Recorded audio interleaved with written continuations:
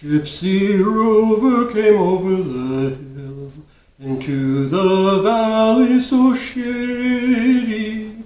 He whistled and sang till the greenwoods rang, and he won the heart of a lady.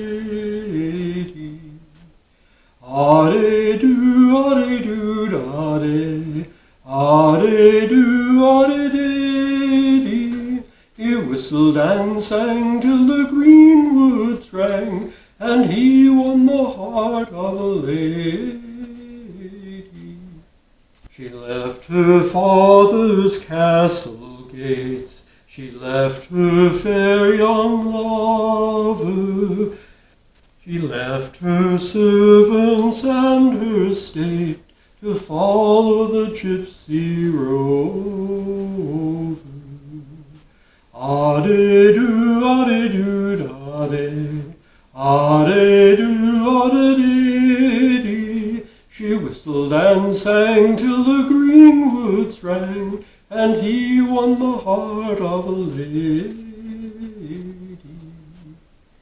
Well, that's sort of the nearest thing I could think of to a medieval ballad, although I think that was written in the 20th century, so kind of missed it by a few hundred years. But that's okay. We're going to do something a little different in the kitchen today. We've been reading Robin Hood for the last 6 weeks, and last Friday we met the character of Friar Tuck. So I thought we would do a medieval bread recipe. This is actually a monastic unleavened bread. Now, it's a modern take thereof. So let's get to it. I'll move the camera over so you can see exactly what we're doing. Alrighty, now the camera's over here.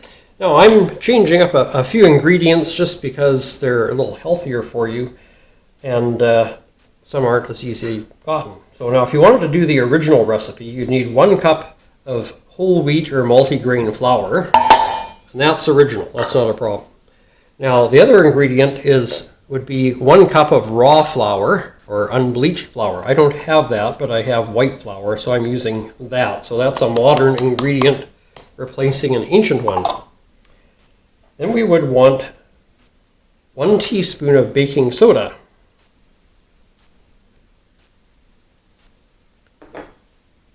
and 1 teaspoon of salt. The last of our dry ingredients is 1 teaspoon of basil, which is a very well-known medieval medicinal herb, but I like basil as well, so that's good. Now we want to blend our dry ingredients together well.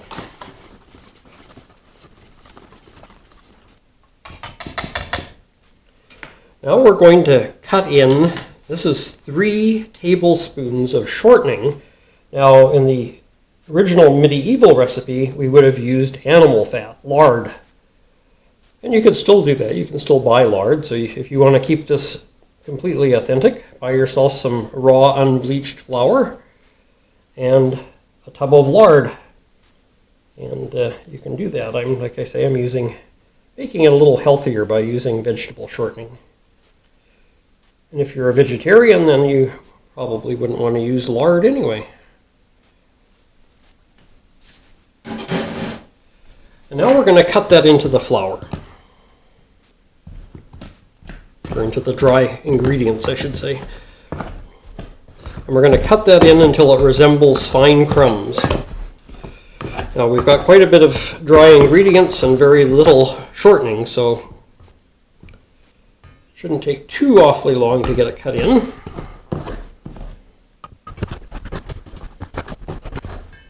You just want to keep making sure you get all of the shortening off of the pastry cutter.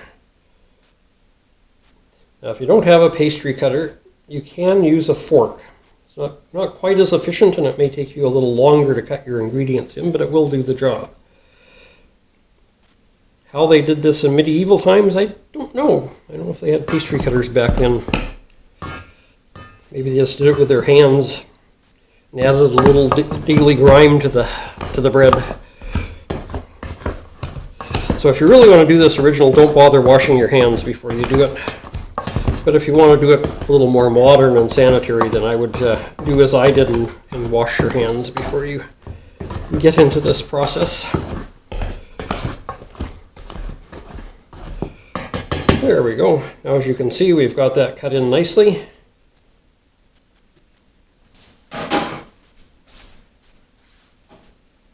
And our next ingredient is 3 tablespoons of honey.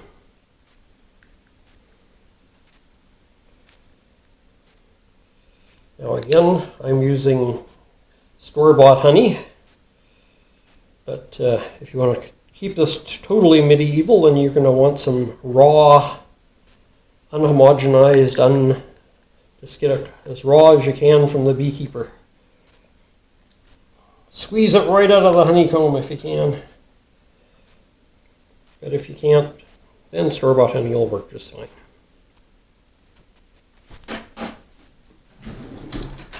I'm going to, use a fork. We're going to get that all blended together.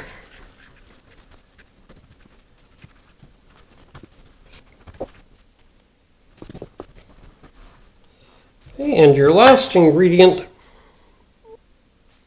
is a ½ cup of medieval water.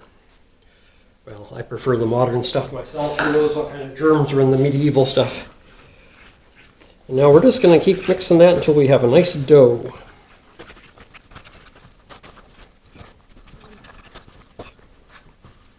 Now, because this is unleavened, it can actually be used as a communion bread. And a lot of churches do use this exact recipe for communion bread. And it's quite nice. But unless it's being consecrated, it's just a loaf of bread. So you can enjoy it at home with a bowl of medieval stew. Let's just get that in there, get it blended all together. Now it's going to be a little sticky at first. That's okay.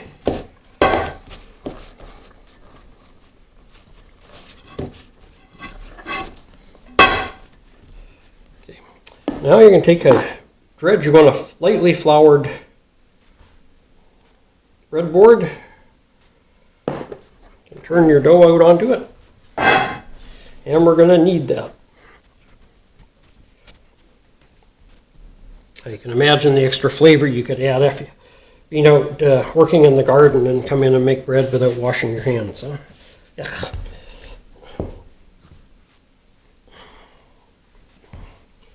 Just want to knead it a bit.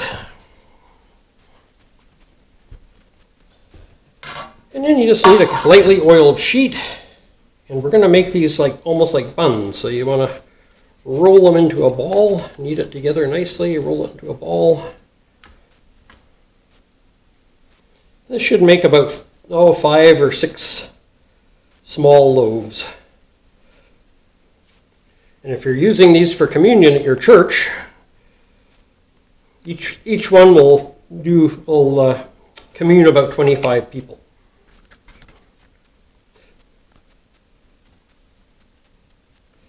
I probably need to add a little more to a couple of these.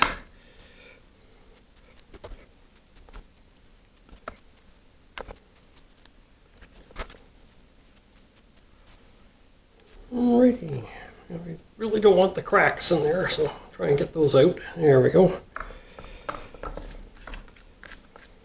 Now, with a very sharp knife, you want to cut a cross in the top.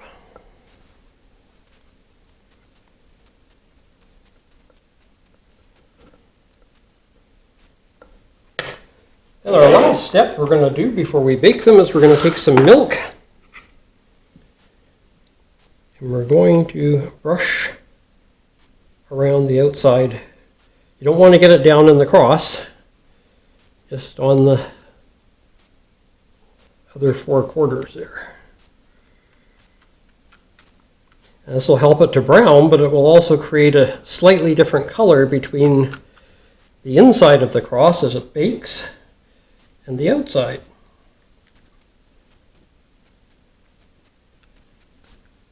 There we go. Now it's ready to go in the oven. Now we preheated our oven to 375 degrees Fahrenheit, and we're going to bake these for 20 minutes. So let's get them in the oven.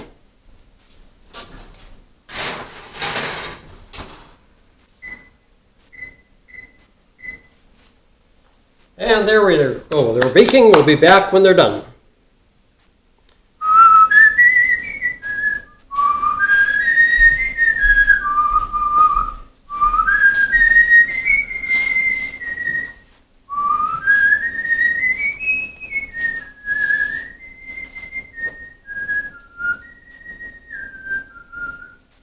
Well, our bread is almost done, so let's have a look and see how it did.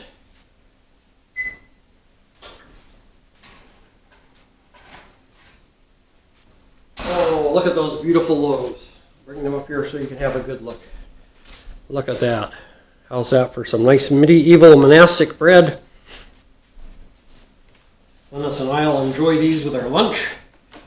You can almost picture Friar Tuck sitting down with a big chunk of cheddar cheese, a turkey drumstick in one hand, or a pork pie, and a big jug of ale, enjoying himself.